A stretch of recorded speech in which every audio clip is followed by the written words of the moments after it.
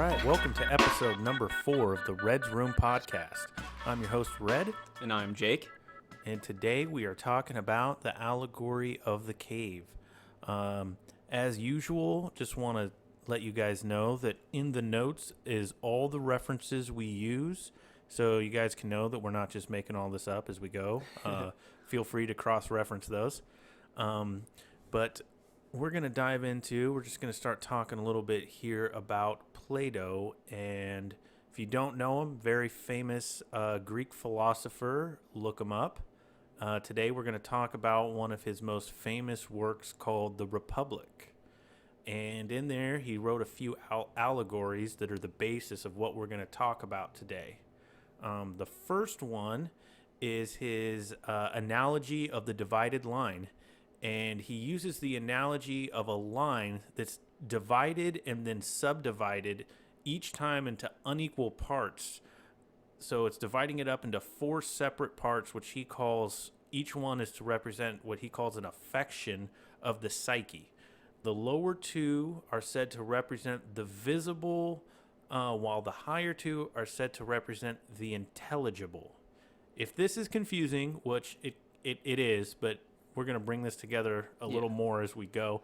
Feel free to just look up on Wikipedia about it. It has an image of the line, and it goes into detail if you have any trouble with it. But this is just the basis of what we're going to talk about. Sometimes it's kind of confusing. Like, obviously, he was around a long time ago. Like, there was certain quotes. Like, I had to reread, and then you get a lot more of an understanding. Yeah, kind of the way they talk back then can be a little dense, but we're going to do our best to bring that out and then kind of expand on it. Hell yeah, man. So, this line, this divided line, divided 4 times, representing these affections, they're described in succession as corresponding to increasing levels of reality and truth. So this is what we're going to be talking about, reality and truth. We're going to be talking about consciousness. We're going to be talking about how you understand things. So he says that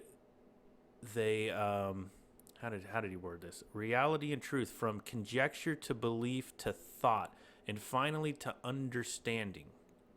So those are the 4: conjecture, belief, thought, and understanding. Those are the 4 divisions on this line. So furthermore, the analogy, it elaborates a theory of the psyche, but also presents metaphysical and epistemological views. To put that in different terms, metaphysical and epistemological, those are big words. That would be the fundamental nature of reality and the theory of knowledge. So that's what he's talking about here. I gotta give you some props on those pronunciations there, Red. Yeah, these are big words. Yeah. Big words, even for me. Okay, I'm going to read a little excerpt from the Republic on this analogy of the divided line. This is how it goes. This is it, quote, "Now, take a line which has been cut into 2 unequal parts and divided each of them again in the same proportion, and suppose the 2 main divisions to answer, one to the visible and the other to the intelligible, and then compare the subdivisions in respect of their clearness and want of clearness. And you will find that the first section in the sphere of the visible consists of images.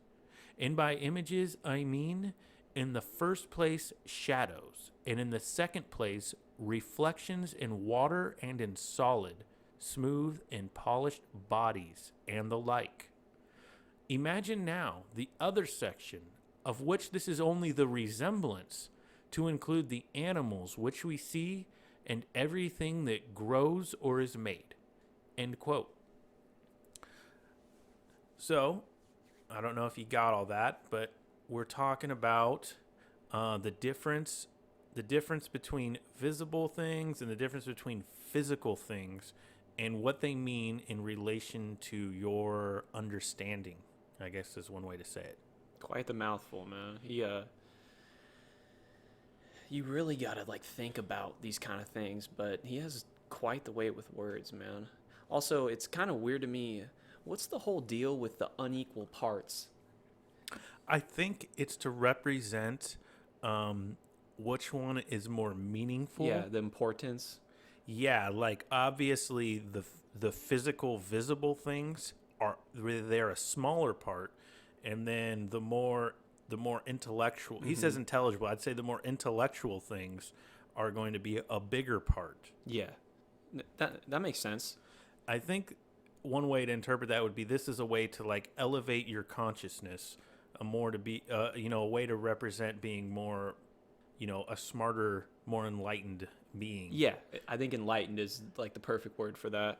Yeah, yeah. So you're gonna need to, we all start with like physical things, and then as we get older, we learn and we start to understand more intellectual things. Hmm. And he kind of talks about that more in the Republic, but that's kind of the a little bit of what he's getting at here. And this is really just the building blocks of what we're gonna get into. Yeah, yeah. I think it's a good way to start out. Yes. Yeah, so he's going to dive into this much deeper in the allegory of the cave. In the allegory, the cave, Plato describes a group of people who have lived chained to the wall of a cave all their lives, facing a blank wall. The people watch shadows projected on the wall from objects passing in front of a fire behind them, and they give names to these shadows. The shadows they're their reality. Yeah, So essentially. yeah, so to these prisoners, their whole reality, all they can see is shadows. I know that might seem weird, but it's just an intellectual exercise. So just imagine somehow these people, they're just forced, they're stuck in this cave, they're forced, all they see, all they know their whole life are these shadows. I mean, sheesh, what a way to live, huh? Yeah, right. It's pretty messed up, but it's just an intellectual Yeah, exercise. So these shadows to these people are representations of the real world. Now they're not accurate, but to them it's all they know, yeah, right? it's real to them. Yeah, it's reality. So these shadows represent the fragment of reality that we can normally perceive through our senses. So kind of like he was talking about with the divided line, this is those lower visible things.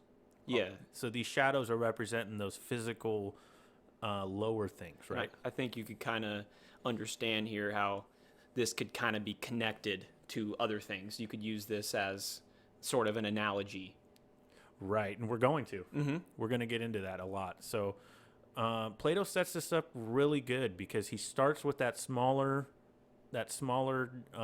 understanding of the line, and then he goes into this deeper story of the cave. So he like builds upon it. He's very smart in the way he sets this up. So what we're talking about, these objects. So while the objects under the sun, so objects that would not be in this cave, would be representing true forms that can be, to Plato, those would be the things that can be understood and perceived only through reason, only through your intelligence, which right now in the allegory is unknown to these people in the cave. Yeah, pretty obvious. Yeah. Sorry if I'm butchering this. I'm No, no, doing no. my best here. So to Plato, there's three higher levels of understanding, and those are the natural sciences, mathematics, geometry, and deductive logic. And all of this has to do with his theory of forms. It's pretty tough one to wrap your head around. Yes, and this is what I had trouble with, and you really have to just almost like some Einstein shit, like a thought experiment. Like you got to think about it, you know? Yeah, it's some deep stuff. So one thing I probably haven't explained yet, in the allegory of the cave, if you dig into it, you'll find that Plato uses his teacher Socrates in the story. If you're not familiar with dialogues, because that's how Plato writes his works, he explains things through a dialogue of people talking, and he uses Socrates, who was his teacher in real life. So that's why it can be confusing. It's a real person that he's making talk in his stories to explain his ideas. So in the story, Socrates explains how the philosopher is like a prisoner who is freed from the cave and comes to understand that the shadows on the wall are actually not the direct source of the images seen. A philosopher aims to understand and perceive the higher levels of reality. However, the other inmates of the cave do not even desire to leave their prison, for they know no better life. Some deep shit right there, man. Right. So, the philosopher is someone who somehow learns of the real world outside of the cave. So, if you've seen a movie like The Truman Show or The Matrix, you will find that they got some of their ideas from the allegory of the cave, of someone who doesn't know of the outside world outside of the cave, or someone who is forced to see it. Yeah, I guess to get into that, I didn't do an example of The Matrix, but The Truman Show. Truman Burbank, which is, it's funny, he's played by Jim Carrey. He doesn't know that his whole life is a massive TV set. And his town that he lives in, the people he sees, and everything that everything that goes on there are not real. His whole life is a TV show, and he's mostly unaware. So I guess you're kind of asking, like, how does this connect into, like, the allegory of the caves theory? And the way I kind of describe it here is that the cave, for example, is Truman's town. The shadows are the actors around him that are pretending to be real people, but he's not aware of that. His reality is that they're real, but in reality, they're just actors. And kind of in the allegory of the cave story, where one prisoner, or I guess the philosopher, tries to enlighten the others, in the movie, his girlfriend tries to enlighten him. And if you watch the movie or just watch a video on it, it's kind of hilarious how it, like, really connects into the allegory of the caves. Yeah. Uh-huh. I think at one point his dad's recasted, and Yeah. it kind of like messes with Yeah, him too. he's they recast his dad as like a homeless guy. I Yeah, believe. after he dies. Yeah. His dad dies. His dad and then dies. they recast the same actor. So Yeah, and he's like, yo, like, I think he does notice that was his dad, but he's playing a homeless person. He kind of starts to, like, question, but it's kind of hard to wrap his head around, because this TV show, or his reality that is a TV show, but that is his reality, you know? yeah, he grew up in this set built around him. So It's a great movie, by the way. It's kind of funny.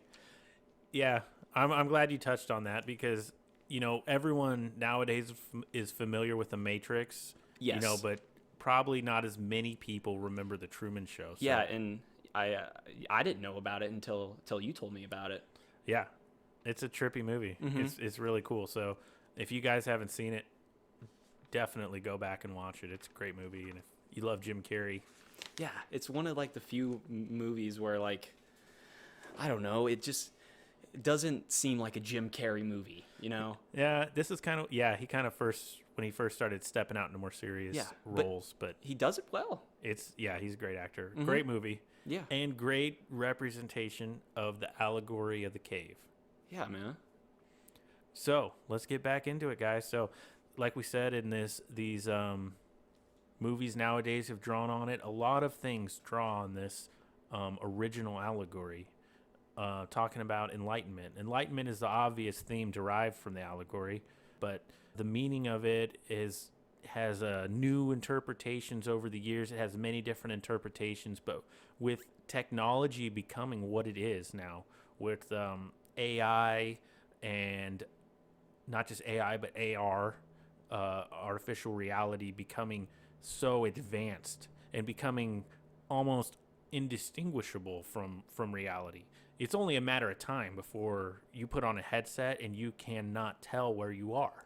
I think it goes to show how ahead of his time Plato was with, I guess you could say, such a simple, like, scenario, but the allegory of the caves, like, it connects. You can kind of apply it to a lot of things in life. You can. You definitely can. Even today, like you said, with AI and Yeah, AR. with AI and AR, it's brought up a whole new idea, a whole new thought on this. So what are we talking about here? We're talking about something called simulation hypothesis, is what I'm getting at. And this is the idea, the growing idea, that we are in a simulation. If y'all have, listened to anything Elon Musk or it's been a hot topic of conversation, I would say, over the past few years. It has. Some people think there's a really high probability we are. I don't personally believe that the probability is that high, but it's definitely become a real brain teaser. Yeah, for sure. definitely. Like, I feel like you can't just put it out of the question. It's definitely a possibility. Yeah, and even if you don't believe it, it definitely brings up some things to think about. Yeah, definitely brings up good topics of conversation. Yeah. So I'm going to read you just a little synopsis of it if you are not super familiar with it. So, the simulation theory is the hypothesis that reality could be simulated.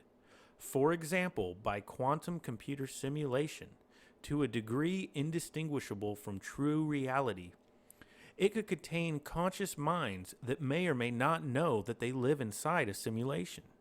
This is quite different from the current technological achievable concept of virtual reality, which is easily distinguished from the experience of actuality.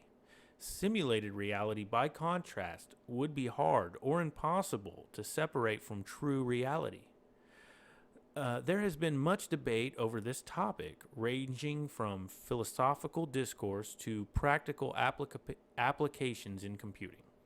Yeah, I think you could pretty easily understand how that can clash with like religion or, just ways of thinking. But I mean, it's very interesting to think about. It is interesting, and it does tie right into what you read about the Truman Show there, what you found out about it, and that we all could be in a Truman Show, right? Yeah, no, I mean, sheesh. If you've watched Rick and Morty, man, you could, Yeah. The Earth TV show or whatever. Yeah, I guess that's a whole nother one that's kind of can play along it. Yeah. Yeah. I've definitely met people that I thought maybe they're NPCs. Yeah, y'all have definitely seen the NPC memes, or there's no way this guy is a real person, but yeah, there's some people that I have talked to, and I have felt like their dialogue was just like Skyrim dialogue. yeah, just so dry. Man. Yeah, it's like, I don't think this person has any actual thoughts. Oh, I don't want to get too off on a tangent. There's this video of this guy. He's walking in the park, and there's this guy just walking, just a blank face, and he walks across from him, and he's like, "Man, are you in GTA?" He's like, "Are you a Grand Theft Auto NPC?" It's hilarious. Oh man, maybe the guy was going through some stuff, man. You never know. Maybe. Hey, you never know what's going on in someone's life, man. That's true. You don't. Let's get back on topic here. Yeah. Anyways, so there is a little interesting thing that I want to just briefly talk about that goes along with the simulation hypothesis. That is called the observer effect. So, in a study reported in the February 26th issue of Nature, researchers at the Weizmann Institute of Science conducted a highly controlled experiment demonstrating how a beam of electrons is affected by the act of being observed. The experiment revealed that the greater the amount of watching, the greater the observer's influence on what actually takes place. So I myself, I listen to podcasts, and I've heard some people try to explain it. And because of that, I'm not going to try to explain it because it's me either, man. It's kind of dense. It's kind of hard to explain. All you need to understand is that when the electrons were viewed, they reacted totally different than when they were not viewed. I don't know exactly how the scientists established that, but they did. So this brings some really interesting questions into mind of why do electrons care if we are watching them? Why does our existence, why does matter care if we're watching it? Why does it react differently? Is it because we're in a simulation? Dude, that's freaking weird. Like, I mean, I don't really have too much to chime in on this. I'm not Plato. I'm not a philosopher. I'm not a scientist. But that's very, very interesting, man. It does. It is weird Here it too. is. Like, how did they figure that out? But I mean, I guess they did. Yep, I linked it. Feel free to look into it Mm-hmm. and read all the super boring sciencey details yourself. I myself, I rather just read what they did and sound like I am not so dumb. I think you're doing a great job, man. It's trippy, man. Yeah. So this is going to segue into the next thing we're talking about, and to start with that, I want to read this. This is the butterfly dream. I'm totally going to butcher this name. Chang Tzu, a philosopher in ancient China, who one night he went to sleep and dreamed that he was a butterfly. He dreamt that he was flying around from flower to flower, and while he was dreaming, he felt free, blown about by the breeze hither and thither. He was quite sure that he was a butterfly, but when he awoke, he realized that he had just been dreaming, and that he was really Chang Tzu, dreaming he was a butterfly. But then he asked himself the following question: was I Chang Tzu dreaming I was a butterfly, or am I now really a butterfly dreaming that I am Chang Tzu? Quite the rabbit hole, man. Yeah. So thanks for following me through that, but this maybe now you can see why that ties to this. Yeah.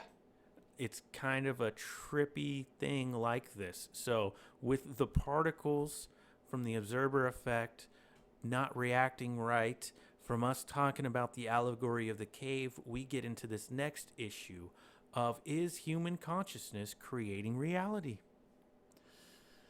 Perfect segue, man. Perfect segue. Thanks. I didn't know if I was doing a good job there, but No, you're I'm doing trying. great, man. No, I feel like all of these things are like these abstract big ideas. We're trying to make this cohesive. Yeah, and y'all won't hear it. There was a part earlier where I was trying to get my thought out there, but I just couldn't. Like, some of this is definitely hard to put in words, you know? Right. But we're definitely trying our best here, and I think Red is doing a pretty good job. Thanks. So, human consciousness. We're going to get into this.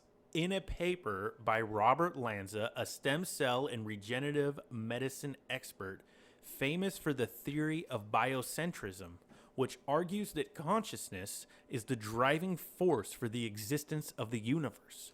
He believes that the physical world that we perceive is not something that separates us from, but rather created by our minds as we observe it.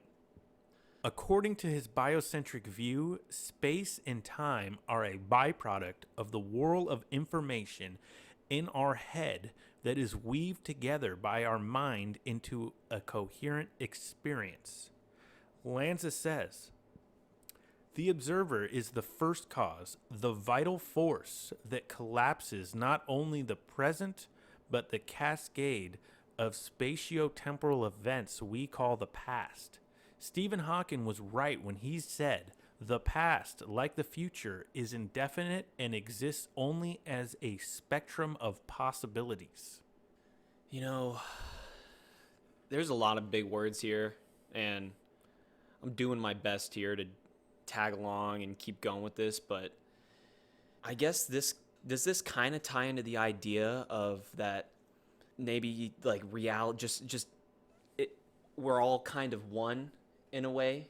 Yeah, like maybe, I'm not sure, maybe we're all connected to one mind that's creating everything. And we're just products of that? Yeah. You know, I don't know if you've seen any of these videos, these, like little TikTok videos, but there's all these videos cut together of different celebrities saying things like, it's funny. We talked about the Truman Show. Jim Carrey is one who's brought up a lot. And he said something along the lines of, I used to feel like this guy experiencing the world and reality, something like that. He said, but now I feel like, I don't know if he used the word God, but he said, I feel like God experiencing a guy. And I guess that connects back to that, I don't want to get too crazy here, but there is like the theory that we kind of, all of us, and kind of delves back into the consciousness, all of our consciousness together maybe is God. Yeah. I mean, who knows? Yeah. I mean, obviously, feel free. You make whatever I feel opinion. like any guy who tells you that he knows, Yeah. I just don't trust them Yeah, I immediately. mean, I have no idea, but it is kind of convincing to me a little bit. I don't know if you feel the same way. I'm not. Yeah, I feel like I feel like consciousness is one of those things that's just, at least at our point, is unexplainable. Hmm. It's just baffling, you know. We have an idea, like, I in my head, I'm me, I'm Jake, but Yeah, like who I really can, knows what's in my head? yeah, I mean, I can understand, the Darwinian line of evolution and, that all these systems changing and growing. And I can also understand like a computer program building upon itself or, programmers building upon it, making it more complex and more complex systems on top of each other. But at what point does that become consciousness? Does that ever become consciousness, or is consciousness something on its own? I guess that's the $1,000,000 question, huh? Yeah, And I don't know if we'll ever know. I don't know what, but it's freaking super crazy to think about. And feel free to make whatever opinion you want to make about it. I respect it. yeah. I mean, it's just interesting thing to think about. Yeah. But when I did hear that, I think you explained to me that there is an idea that all of us together that is God, that is consciousness. We're all one, and it can make sense to a degree to me. Yeah, it can. It can. There's a lot of ideas on reincarnation that tie into that. I don't know enough about them to tell you the specifics of them, Mm-hmm. but there's the ideas that we all connect to the.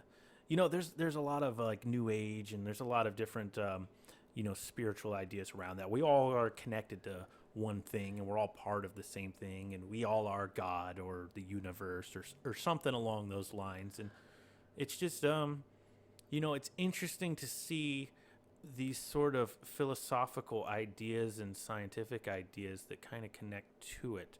Yeah. And who knows, maybe the reason we don't understand it, maybe the reason we don't understand consciousness and we don't understand what all this is because maybe we're still in the cave looking at shadows. Yeah. Maybe we're not supposed to yet. Like, Maybe we have to reach that form of enlightenment before we can actually understand that these concepts we're talking about now, maybe these concepts which to us are hard to understand are just the shadows. Yeah. And And God, we haven't seen the real thing of what this really is. if you can understand that. I guess that I think from this whole little tangent here, I think you can, at least I kind of think all of this kind of connects into a bigger picture. Now, what that bigger picture is, I don't know, but it's interesting to think about. Yeah, it is. There's something in the allegory of the cave, if you dive into it, where it's the person who comes out of the cave, the person who, like the philosopher who gets out of the cave and gets the understanding of the real world and the understanding that what they saw was just shadows. Well, there's something in there that kind of applies that they were let out or they were dragged out. In one interpretation, it sounds like they were like forcibly dragged out of the cave and forced to see what reality was. And it kind of seems like most of them couldn't come to grips that was reality. Well, yeah. So the philosopher gets drug out, and he does eventually come to grips. But when he tries to go back and tell the other people, they can't quite understand it. But this brings a question of who let the prisoner out, and who will not only let the prisoner out but drug him out. Who is this person? I guess someone who was enlightened, huh? Is it someone who's enlightened? Maybe. We don't know, but there are some people who think it's aliens, who think it's some form of higher being, maybe some type of God, some type of, you guys want to get what I'm getting at. Yeah. Here. Something. Yeah. Something above us. Something more, exactly. That is one idea about what drags someone out and enlightens them and brings them to this, gives them the Neo understanding in the Matrix. Yeah. Who's Morpheus? Yeah. Right? Yeah. But there's there's that idea, and then there's a whole nother theory on it, and it's psychedelics. Yeah, this. I guess if I had to choose one that I believe, I think this is where I fit into right here. I think I understand this one. Yeah. I would. Hey man, if there's an alien out there, if there's Morpheus out there that wants to give me a red pill, I'm all for it, man. Come. Dude, I'll eat one. I would. But I don't know where to find that, but I do know where psychedelics are. I mean, allegedly, quote unquote. Yeah. So, if we recall back to our first episode, Occult Theocracy, we learned about something called the Eleusinian Mysteries. Remember that, Jake? Yeah. Yeah, and all the Greek philosophers went there. They all went there, and while they were there, they drank this wine that had some type of psychedelic in it. We think it's ergot. Yeah. But they had this ceremony where they drank this wine, and they had this psychedelic experience, enlightening trip. Yeah, they had like a cocktail kind of substance that they would ingest. Yeah, and it was. I guess I'm getting at it's not just this cocktail. It's like it was like a whole orchestrated theatrical. Yeah. Well, I'm just just what they and then it was a big thing. Yeah, like total ceremonial type vibe. That was meant to like open up their minds. Yeah, and I think that kind of goes back into like our whole almost kind of overarching idea of enlightenment in this. Yeah, it does. Enlightenment, and like maybe that rite or that ceremony was what is like dragging them out of the cave. Mm-hmm. Once again, we connect right back to Allegory of the Cave. And could this be where Plato came up with it when he was going through this? Was this where he came up with the idea of the cave? It's definitely plausible. Yeah, I feel like this is like the strongest argument. Yeah. That I know. All the other ideas, there's great arguments for them. They're interesting. I like thinking about them for sure, but this is one that I can see. I can definitely see this connection. Yeah, in my little pea-sized brain, this makes a lot of sense to me.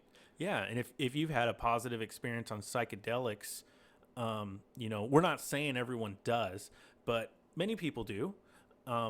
And if you've had like a life-changing experience with them, you'll know how powerful they are.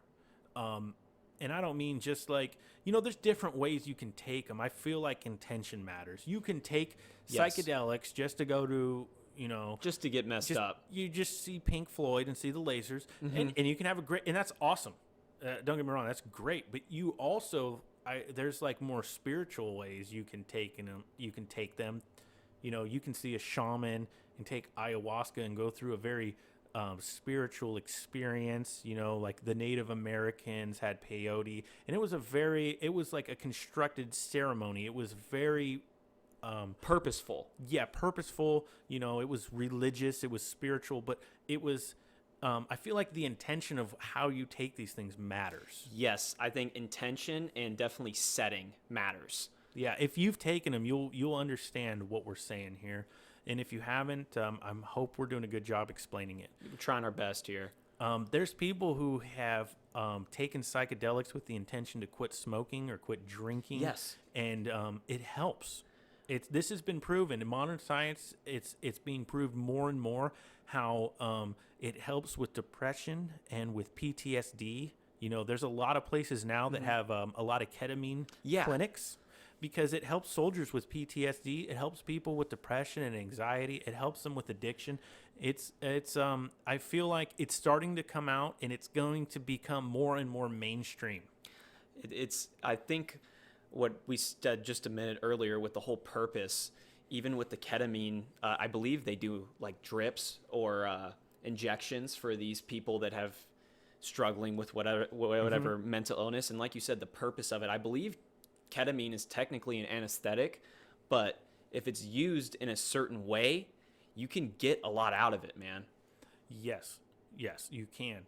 It's interesting, and it's weird how that kind of ties back to consciousness, doesn't it? Mm-hmm. Like your consciousness, where it's directed with these powerful substances together, can accomplish something. Yes.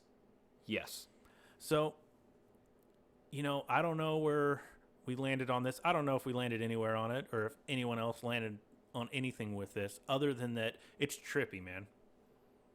Yeah, 100%. You know? So I don't know if you have any more thoughts to bring out on this, Jake, but I think that's all I have to say on the subject. You know, it's definitely, it's hard for me to completely understand, but the more examples we've went through throughout this podcast, they all kind of in some weird way connect with the psychedelics and the simulation theory and the allegory of the caves, and even some modern day movies or more modern day movies. And they kind of all, in a way, kind of come to a similar conclusion. They do. I guess, everyone, at least me personally, like, I definitely feel like I'm in the cave looking at shadows, and I'm grasping to understand more. Yeah, and I don't want this to sound stupid, but I think everyone at a young age, I know definitely me, I must have been, I don't know, 8 years old or so, and I remember looking at my hands and looking at my feet and wondering, how the fuck am I here? Did you ever have that as a kid? Wasn't there a certain age where I think most people have that. Oh, I'm sure everyone has something like that. I mean, I don't remember that exactly. Yeah, I grew up with a more religious background, so I think I had some misconstrued idea of why I was here. But I remember similarly, at least to me, it's similar. I remember like going over and over trying to understand where in the Bible it says God has no beginning and no end. Yeah. And I remember just like I can't understand it. It doesn't make sense. Yeah. Like it hurts my head. I have a headache. It's like staring at the sun. And I guess that connects once again to we're looking at the shadows. Yeah, yeah, definitely. I feel like, yeah, when you're young, you're kind of in the cave in some sense, but as I get older and older, I just feel more and more like I'm in the cave. Yeah. And it's interesting to think about, and I know this was kind of a clusterfuck of ideas, but I think they all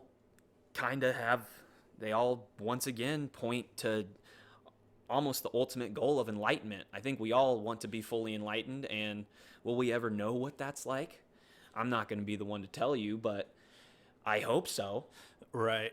Maybe it's something you just understand after you die. Yeah, and maybe you have to pull a Plato and take a freaking cocktail of a bunch of random shit and have a crazy ceremony, and then you get it. I don't know. Yeah, I think we're getting at we need to reestablish the Eleusinian mysteries. Mm-hmm. Yeah. I'm down. Sign me up. Yeah, and there was like many, I mean, I guess we're never going to 100% be able to prove if they did go there, but it's like Plato, did Aristotle. Yeah, and Socrates. And there exactly. Yeah. Like big names. If you were anyone in those times, you went. I mean, if I was one of those guys, I'd go. Why wouldn't you? All right. So I'm going to leave you guys with one last thought before we wrap this up. Alrighty. Like I said, there's many interpretations of this allegory of the cave. But one thing I would like to leave you food for thought is to think about when they were in the cave looking at those shadows, trying to understand what reality really was. Think about that next time you're watching TV. I think that is a great way to end this podcast. I hope you all had a great time listening. Yep. Thanks for listening, guys. This has been Jake. And this has been Red.